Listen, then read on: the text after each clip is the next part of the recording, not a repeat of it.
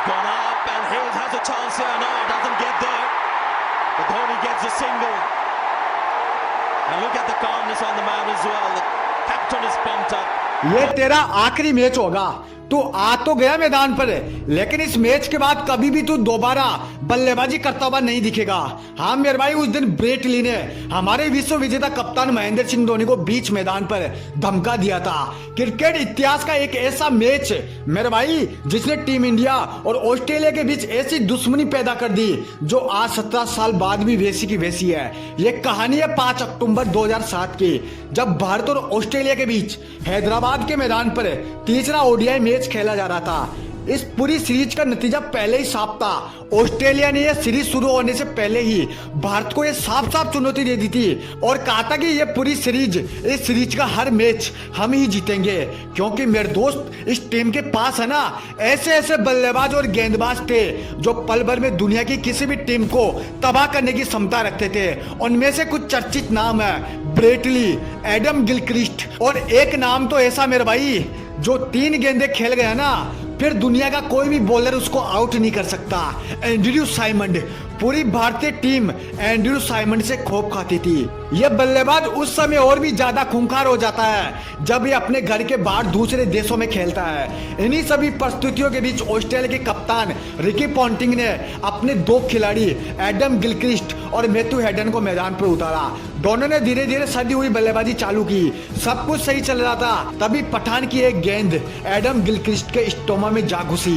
हिंदुस्तान को पहला विकेट मिला।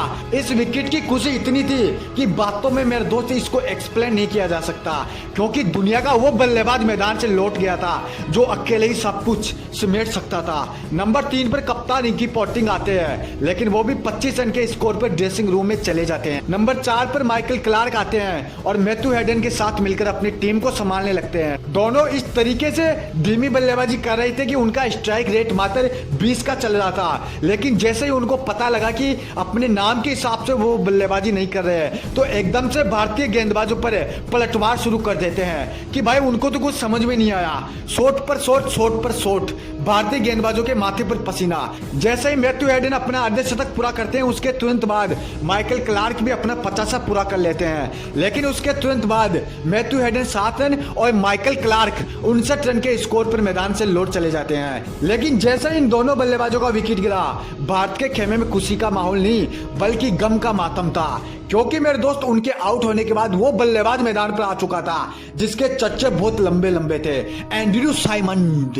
उनका साथ दे रहे थे ब्रेड हॉग। एंड्रयू साइमंड जब मैदान पर आए तब ऑस्ट्रेलिया का स्कोर 200 रन था मात्र। आज सब कुछ एंड्रयू साइमंड को संभालना था, तो देर किस बात की थी। एंड्रयू साइमंड मैदान पर आए और अपना कारनामा दिखाना शुरू कर दिया। जहीर खान जो भारत के नंबर 1 गेंदबाज थे उस समय, उनके एंड्रयू साइमंड ने एक ही ओवर में रेल बना दी। उनके एक ही ओवर में 3 छक्के और 2 चौके जड़ दिए। इरफान पठान उनको बीच मैदान पर दौड़ा दौड़ा कर मारना शुरू कर दिया।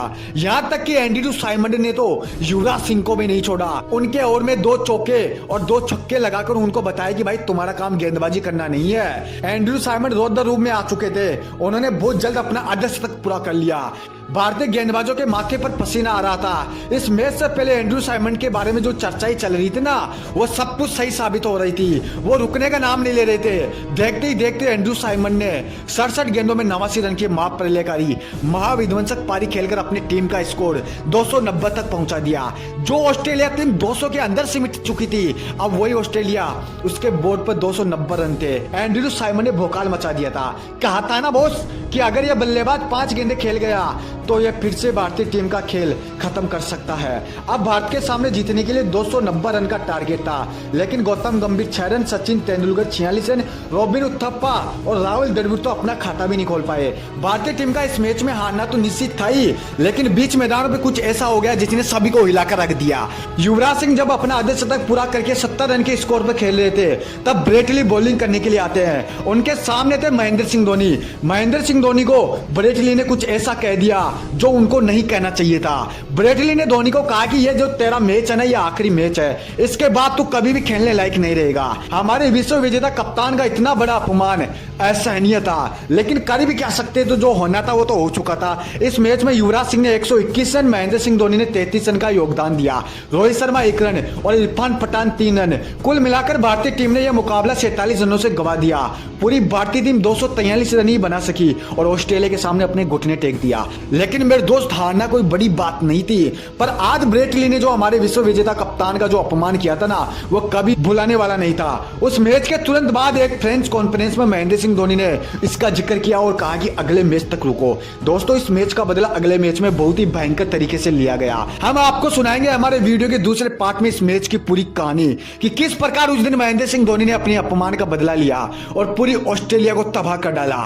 तब तक के लिए आप हमारे वीडियो को लाइक करके चैनल को सब्सक्राइब कर ले।